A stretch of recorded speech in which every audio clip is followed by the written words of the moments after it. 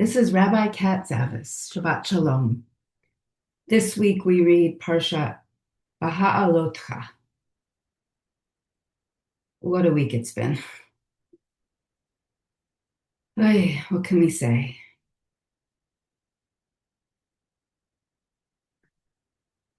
I don't know about you, but I'm feeling pretty exhausted this week. In addition to everything that's been going on for Gaza, including most recently a complete internet blackout so that we can't actually see what's going on.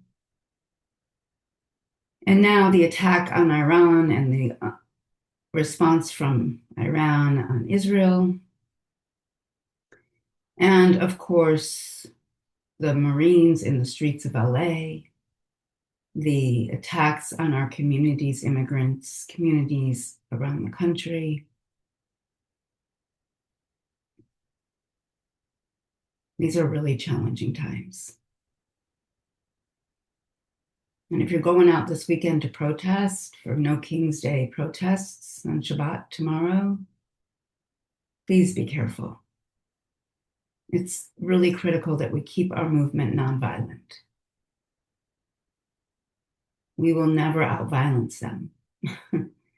So be disciplined, be careful, and show up.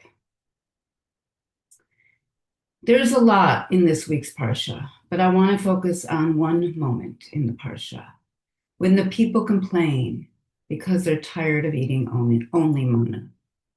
The Torah says, if only we had meat to eat. We remember the fish we ate for free in Egypt, the cucumbers, melons, leeks, onions, and garlic, but now nothing but this manna. And God is enraged, furious that the people aren't grateful. So God says, fine, you want meat? I'll give you so much meat, it'll be coming out of your nostrils. What kind of God is this? I want to highlight two things. First, right now, the Israeli government is intentionally starving Palestinians in Gaza and then luring them to food sites only to open fire. It is beyond horrific. And it stands in direct opposition to what Judaism teaches. Our tradition is clear on this. Feeding the hungry is a mitzvah, a sacred obligation. From Torah through rabbinic texts to today, Jewish law and ethics insists you feed people, you do not weaponize hunger. That's why Beit Tikkun is part of Jews for Food Aid for people in Gaza, a campaign endorsed by over 50 congregations and more than 19,000 Jews around the world. The message is simple and urgent.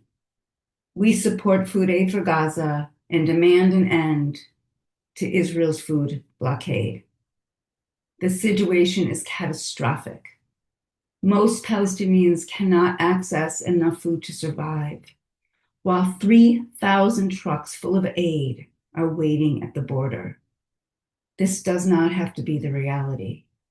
Israel can reverse course today. So if you haven't signed on yet, please go to foodaidforgaza.org.